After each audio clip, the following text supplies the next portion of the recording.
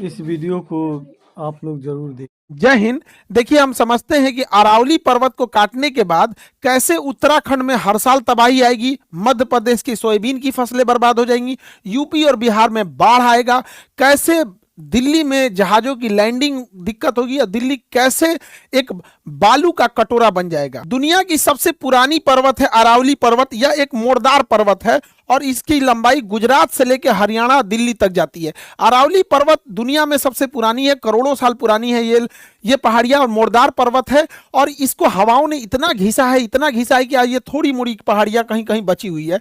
आप कभी कुंभलगढ़ का किला जाके देखिएगा, फिर आपको समझ में आएगा कि मेवाड़ के और जो उधर के राजा थे वो कितने उनके किले मजबूत होते थे। कभी चित्तौड़गढ़ का किला देखेंगे, इवन रायसीना हिल्स की पहाड़ी देखें, लाल किला तक का ये जो रायसीना दिल्ली बसा हुआ है, सब अरावली पहाड़ियों पर ही बसा हुआ है। अब अरावली पहाड़ियों में होता क्या है कि हरियाणा को अपने मन से माइनिंग कर लेता है, कहीं गुजरात में माइनिंग हो जाती है, कहीं राजस्थान में माइनिंग हो जाती है। तो बालू माफिया उन पत्थरों को तोड़कर, छोटे पत्थर बड़े पत्थर का तोड़ा तो सड़क में बेच दिए, मीडियम साइज का तोड़ दिया तो फर्श बना ढलैया करने में तोड़ दिए, उससे छोटा बजरी तोड़ा बालू बनाने एक महीन कर दिया तो बालू बन गया। तो ये पत्थर माफिया जो थे सब, इनको ऐसे ही कहीं जेसीबी लगा के, क्रशर मशीन लगा के तोड़ देते थे। तो हर राज्य परेशान थी। तो केंद्र सरकार ने कहा कि एक काम करते हैं, एक ऐसा नियम लाते हैं, ना अरावली रहेगी ना झमेला ही होगा यहाँ पर। तो एक नया नियम लाया गया और कहा गया कि जिन अरावली पहाड़ियों की ऊंचाई 100 मीटर से कम है, जिन पहाड़ियों की ऊंचाई 100 मीटर से कम है, उन्हें हम अरावली मानेंगे ही नहीं। इस हिसाब से 93% अरावली पहाड़ियां की ऊंचाई 100 मीटर से कम है। अब पहले ये नियम लाया जाएगा कि हम इन्हें अरावली मानेंगे नहीं, 2-3 साल बाद एक नियम आ जाएगा कि हम अरावली को संरक्षण करेंगे, अरावली कोई नहीं काट सकता है। उसके बाद माइनिंग चालू होगी। तो क्या भैया, तो हम अरावली थोड़े काट रहे हैं, 100 मीटर से नीचे को तो आपने 2 साल पहले ही कहा था, अरावली नहीं मान रहे। तो एक बड़ा होलिस्टिक अप्रोच है अरावली को उड़ाने का यहाँ पर। अब यहाँ पे क्या है, एक इतना बड़ा ज्योग्राफी का मजाक उड़ाया लोग, और कैसे सुप्रीम कोर्ट मान लिया, हमको तो ये नहीं समझ में आता है। दुनिया का कोई भी ज्योग्राफी वाले इंसान से पूछिएगा तो कहेगा कि भैया इस पहाड़ी की ऊंचाई नापनी है तो कितनी है। तो अब देखिए, इस पहाड़ी की ऊंचाई नापिएगा, इस पहाड़ से नापिएगा तो ऊंचाई कुछ और आ जाएगी, यहां वाले से नापिएगा तो ऊंचाई कुछ और आ जाएगी, नीचे से नापेंगे तो ऊंचाई कुछ और आ जाएगी, यहां की पहाड़ी के हिसाब से नापिएगा तो इसकी ऊंचाई कुछ और आ जाएगी। तो भैया हम इस पहाड़ी की ऊंचाई कहां से नापे, कि नापने में भी तो झमेला है। जमीन से नापिएगा तो उसकी ऊंचाई कुछ और आ जाएगी। तो आखिर हम किसी भी चीज की जो जमीन पर है उसको कहां से नापते हैं? तो दुनिया में कोई भी चीज जो जमीन पर है उसकी ऊंचाई सी लेवल से नापते हैं। वो भी क्यों सी लेवल से नापते हैं? क्योंकि दुनिया का सारा समुद्र आपस में जुड़ा हुआ है, और जब पानी के 2 अलग अलग तालाब या सोर्स को जोड़ देते हैं तो सबका लेवल बराबर हो जाता है। इसलिए आपको कोई भी ऊंचाई नापनी है तो इस सी लेवल से नापना है। अब इस पर्वत की चोटी नापना है तो इसी सी लेवल से नापिए, इसकी नापना है तो इसी सी लेवल से नापना पड़ेगा। दुनिया की किसी भी चीज की पहाड़ी की ऊंचाई नापनी है तो सी लेवल से नापना पड़ेगा। अरावली का जो तलहटी है वो ही 250 मीटर की ऊंचाई पे है। ये जो अरावली है ना, इसका जो पेंदी है ये खुद ही 250 मीटर की ऊंचाई पे है। तो इन्होंने कहा है कि ना भूगोल गया भाड़ में, खान सर पढ़ाए अपना समझे अपन विद्यार्थी सबको, सुप्रीम कोर्ट ये सब नहीं मानता है। सुप्रीम कोर्ट का कहना है कि हम ये पेंदिए में से नापेंगे। कितना? तो 100 मीटर। अब जरा कल्पना कीजिए इस नियम का कितना खतरनाक दुरुपयोग होगा। मान के चलिए कि ये ऊंचाई जो है, इस पर्वत की ऊंचाई 105 मीटर है, 105 मीटर है। लेकिन खनन माफियों को लग गया कि इसके अंदर मार्बल छुपा है, संगमरमर छुपा है, इसको काट देते हैं। तो क्या करेंगे सब पता है कि भैया सुप्रीम कोर्ट ने तो मान लिया है कि इसकी ऊंचाई जमीन से नापनी है, 100 मीटर है, 105 मीटर है, तो इसे हम काट नहीं सकते हैं। एक काम करो, 50 ट्रक यहां पे बालू गिरा दो, 50 ट्रक बालू गिरा दो। अब नापो इसकी लंबाई, अब नापिएगा तो ये आ जाएगा 98 मीटर। लो, अब अरावली है ये नहीं है तो नीचे मट्टी भरो, अरावली उड़ाओ, नीचे मट्टी भरो, अरावली उड़ाओ। ये कैसे सुप्रीम कोर्ट मान लिया, और सरकार कैसे ये बात मान ली कि ज्योग्राफी का आदमी मुंह ताकते रह गया टुकुर टुकुर, कि पूरी दुनिया में हम लोग पढ़ाए सुबह से शाम तक कि समुद्र तल से लंबाई नापी जाती है। सुप्रीम कोर्ट हम लोग का लड़का हम लोग से सवाल पूछ रहा है, सब विद्यार्थी सब, ये सर आप पढ़ाए थे कि दुनिया में किसी भी चीज जो नेचुरल चीज है उसकी ऊंचाई नापने के लिए हम लोग सी लेवल करते हैं। सुप्रीम कोर्ट को पता नहीं क्या हो गया। अच्छा, ये लोग करते क्यों हैं? जैसे यहां से इस पहाड़ को काटनी है तो सी लेवल से, इस समुद्र तल से इस पहाड़ की ऊंचाई 250 मीटर से ज्यादा है। लेकिन नीचे से देखिएगा तो आपको लगेगा कि भैया ये तो 80 मीटर के आसपास है। तो इन्होंने क्या किया, कहा कि समुद्र तल से नहीं नापेंगे, यहां से नापेंगे। अब इसको क्या करेंगे ये लोग, पहले तोड़ेंगे लोग, उसके बाद इस क्रशर मशीन में डालेंगे, बड़ा पत्थर बनाएंगे, बड़ा बड़ा, तो सड़क के नीचे बेचेंगे सड़क बनाने के लिए, और छोटा तोड़ेंगे तो घर की ढलैया में, और क्रश कर देंगे तो बालू हो जाएगा। तो पहले इतना बड़ा तोड़ो, फिर तोड़ा करो, ऐसे ऐसे करो। अब इनको पहाड़ मिलता कितना है, ऐसे ही तोड़ लो पूरा पहाड़। आप गिट्टी खरीदने जाइए, बालू खरीदने जाइए, बजरी खरीदने जाइए, आपको कितना महंगा मिलता है। एक इंसान मिडिल क्लास पूरी जिंदगी कमाता है ना, तो घर बनवा पाता है, बेटी की शादी कर पाता है, बच्चों की पढ़ाई लिखाई कर पाता है। मुश्किल से वो गाड़ी खरीद लिया तो ठीक है, वो भी बढ़िया, बीमार पड़ा तो मिडिल क्लास की पूरी जिंदगी खत्म हो जाती है। और ये लोग पहाड़ काट के अमीर हो जाते हैं, और ये बड़ी बड़ी बिल्डिंगें बनती हैं। कभी सोचे इन बिल्डिंगों का पत्थर कहां से आया, यहीं सबसे आता है। दिल्ली में कौन सा यमुना नदी से बालू निकलता है, वही अरावली काट के निकाल के बालू बना दो, उसी से ढलैया कर दो, और बड़ी बड़ी बिल्डिंगें बन जाती है। अरावली जिस दिन कट गया, जिस दिन ये अरावली पूरा कट जाएगा, आप कभी सोचिए, अरावली पर्वत जो ऐसे है, तो मानसून जब समुद्र से आता है तो मानसून को ये अरावली स्पीड ब्रेक का काम करती है, उसका स्पीड धीमा कर देती है, और ये मानसून उत्तराखंड में बड़ा धीमा जाके टकराता है, धीमी गति से। और अगर ये अरावली नहीं रहेगा, 2013 में यहां से आने वाली मानसून बहुत ज्यादा हाइट पे ऊपर निकली थी, जिस वजह से अरावली नहीं रोक पाई थी, तो उत्तराखंड में तबाही आ गया था, पूरा तहस नहस हो गया था, मानसून अचानक पहुंच गया था। और उत्तराखंड के आदमी शांति से बैठे, भाई दह जाओगे लोग यहाँ पे, बात समझिए, अरावली नहीं रहेगी तो कोई रोकने वाला नहीं है।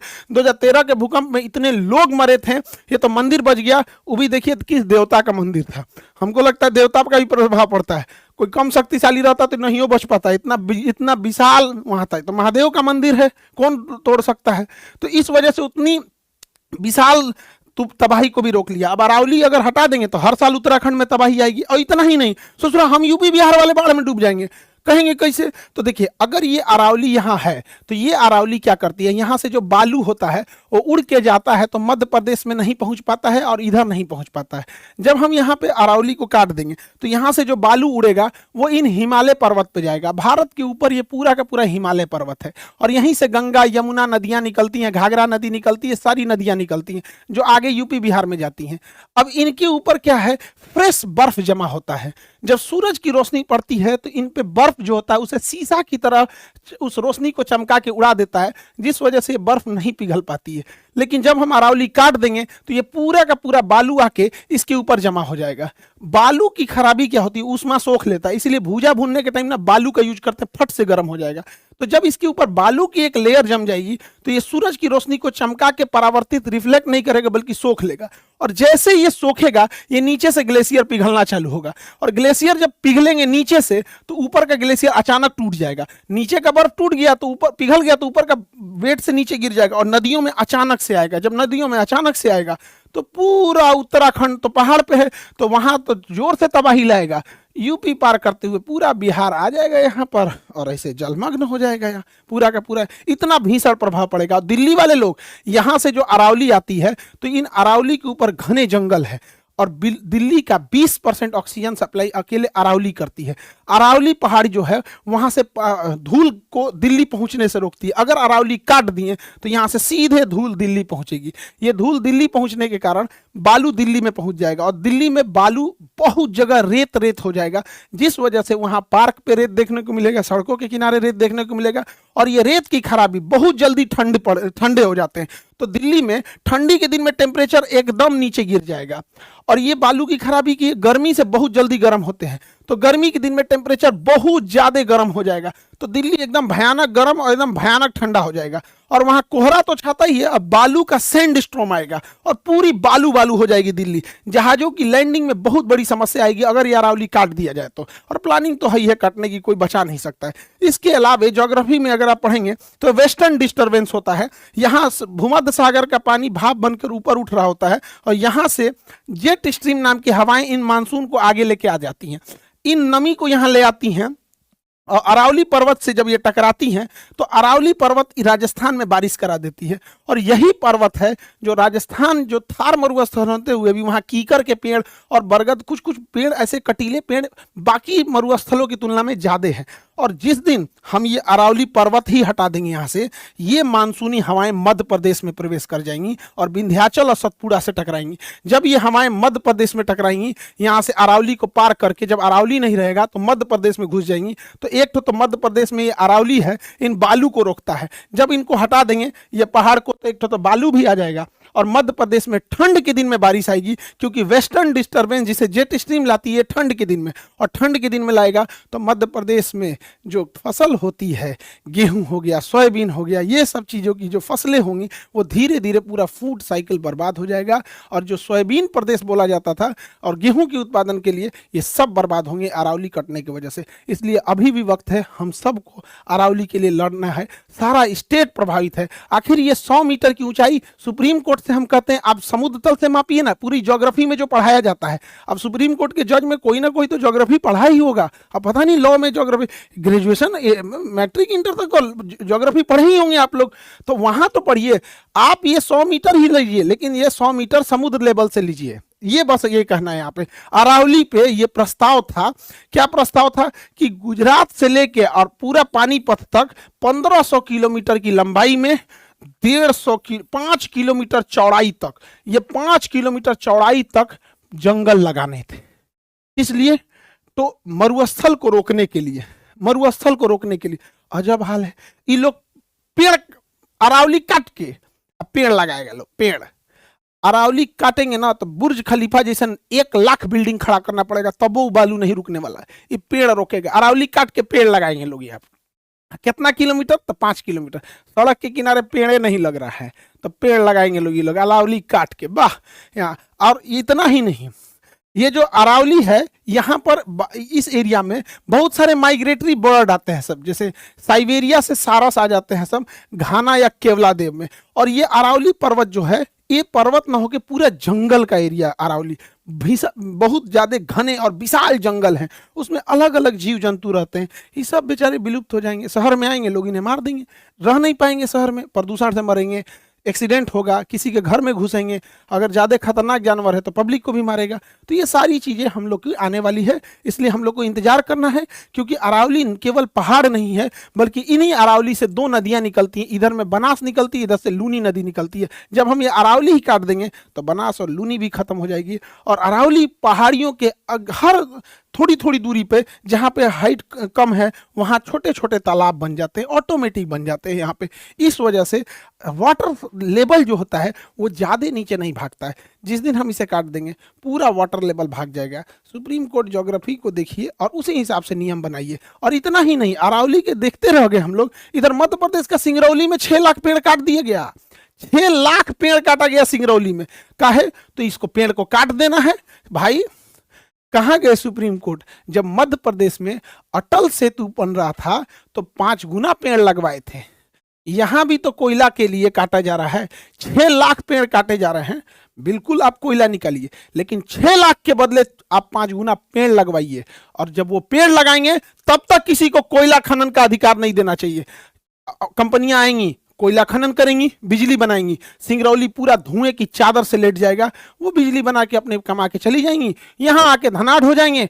कुछ लोग कहेंगे कि उद्योगपतियों को फायदा होना चाहिए। ये सोच रहा उद्योगपति कब लंदन बस जाता है तो पता नहीं चलता है। आज हम लोग उद्योगपति बोलते हैं ना कि देश के लिए अच्छा है, बिल्कुल देश के लिए उद्योगपति अच्छा है, लेकिन इस बात का कौन गारंटी वो लंदन जाके नहीं बसेगा? यहाँ तनी सा कमाता अमेरिका जाके बस गया। जिंदगी भर हम लोग इसलिए उद्योगपतियों को अपना जंगल दिए, अपना पेड़ दिए, अपना कोयला दिए, अपना जमीन दिए कि उद्योगपति हैं, देश के लिए अच्छा है, देश से छोड़ के भाग जाता है सब। किसी भी उद्योगपति को कब निकल जाएगा पता ही नहीं चलेगा। एनटीपीसी के लिए दे दिया गया। सोनम वांगचुक यही ना कह रहे थे लद्दाख में भी खनन ना हो, इसलिए शेड्यूल 6 जारी कर दीजिए। अगर शेड्यूल 6 अगर कहीं लागू हो जाता है तो जब तक वहां के लोकल लोग नहीं बोलेंगे आप खनन नहीं कर सकते हैं। तो अभी तो ये अरावली और ये सिंगरौली बहुत छोटी चीज है। जिस दिन लद्दाख कटेगा उस दिन देखिएगा सबसे ज्यादा मिनरल्स रिच लद्दाख में, सब काट कूट के खत्म कर दिया जाएगा। अभी सुप्रीम कोर्ट और गवर्नमेंट का कहना है कि हमने कोई ऑर्डर पास नहीं किया अरावली को काटने के लिए, हम लिख के देते आगे टाइम पास हो गए यहाँ पे। अरे अभी ना नहीं दिए हैं, फिर दे देंगे यहाँ पे अरावली को। जब आपने एक्सेप्ट कर लिया ज्योग्राफी को उलाट पलाट के, तो आपको ऑर्डर देने में क्या जाता है?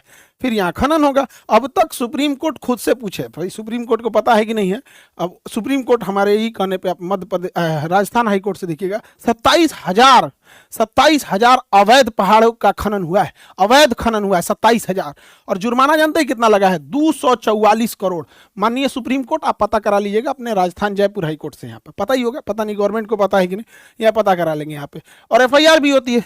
250 करोड़ रुपए जुर्माना लगा है, कितना कमाया होगा सोचिए। आई होप आप समझे होंगे। और स्टूडेंट के लिए सबसे बड़ा ऑफर अभी 50% यूपीएससी बैच में, हर एक पीसीएस बैच में, बिहार पीसीएस यानी बीपीएससी में भी 50%, जेपीएससी में भी 50%, मध्य प्रदेश पीसीएस में भी 50%, यूपी पीसीएस में भी 50%, और आईएएस का ये आपका यूपीएससी में भी 50%। तो आपका बीपीएससी हो गया, आपके जो भी पीसीएस बैच है, UP PCS, BPSC, UPPSC, JPSC, जितने कोर्स हैं इस पे न्यू ईयर के लिए 50% डिस्काउंट आज से ही स्टार्ट हो गया है। तो जो भी बच्चे, एक तो केजीएस की वैसे ही फीस बाकियों की तुलना में देखेंगे तो हम लोग बहुत कम कर देते हैं। और इसके बावजूद अगर आप लोग, बहुत सारे बच्चे ऐसे भी हैं जो नहीं पढ़ पाते हैं। और अब सबसे बड़ी बात क्या होती है कि बहुत सारे ऐसे बच्चे आते हैं जो कहते थे सर मेरा कहीं रिजल्ट नहीं होता था, तो कई बार वो ना किसी दूसरे बैच में, यूपी पीसीएस के बैच में चले गए, आज पता चलता है 4-4 जगह जॉब हो गया। वो कभी बीपीएससी, जेपीएससी में गए। तो कई ऐसे बच्चे आए थे कि सर मेरा तो इस बार बीपीएससी में 1-2 नंबर से नहीं हुआ, लेकिन मेरा सचिवालय में हो गया, मेरा इसमें हो गया, इसमें हो गया। तो इससे फायदा क्या होता है इन बैचेस से कि एक तो आपका नॉलेज बढ़ता है, उसमें सिलेक्शन अगर हो गया तो बेस्ट है। अदरवाइज में आपका नॉलेज इतना हो जाता है ना कि उसके नीचे के लेवल के 4-5 एग्जाम में आपका एक साथ रिजल्ट हो जाता है। तो ये वाले बच्चे लोग थोड़ा, आप लोग विशेष रूप से, अब चूंकि ये सीटें कम रह पाती हैं, हम लोग ज़्यादा मतलब सर्वर पे भी लोड ज़्यादा नहीं दे सकते, ऑलरेडी बैचेज भरे रहते हैं, आप सब इस चीज़ को जानते ही हैं। लेकिन बावजूद क्या है कि जो बच्चे थोड़े फाइनेंशियल वीक है उनको इस 50% ऑफर से बड़ा छूट मिल जाता है। और बिहार पुलिस वाले बच्चे, मकर संक्रांति के समय बिहार पुलिस का ऑनलाइन ऑफलाइन दोनों बैच आ जाएगा। तो जो बच्चे सीरियस हैं बिहार पुलिस के लिए, उनकी भी वैकेंसी है। मकर संक्रांति के समय ये भी बैच आ जाएगा। और रेलवे का ऑनलाइन ऑफलाइन ये भी बैच आएगा। ऑफलाइन में एक सुविधा ये है कि अब आप लोग कोई भी ट्रेड को सामने से पढ़ सकते हैं। तो एक बार थ्योरी का क्लास कीजिए, फिर लैब रूम में जाके प्रैक्टिकल क्लास कीजिए। तो अभी ये सारे बैचेज हैं। तो आई होप आप इस ऑफर का, जो भी बच्चे हैं वो 50% आप इसका जो ऑफर है इसमें अच्छे से आप लोग अपना सदुपयोग करेंगे और अपने जो सपना है जॉब लेने का उसे जरूर पूरा करेंगे। जय हिंद।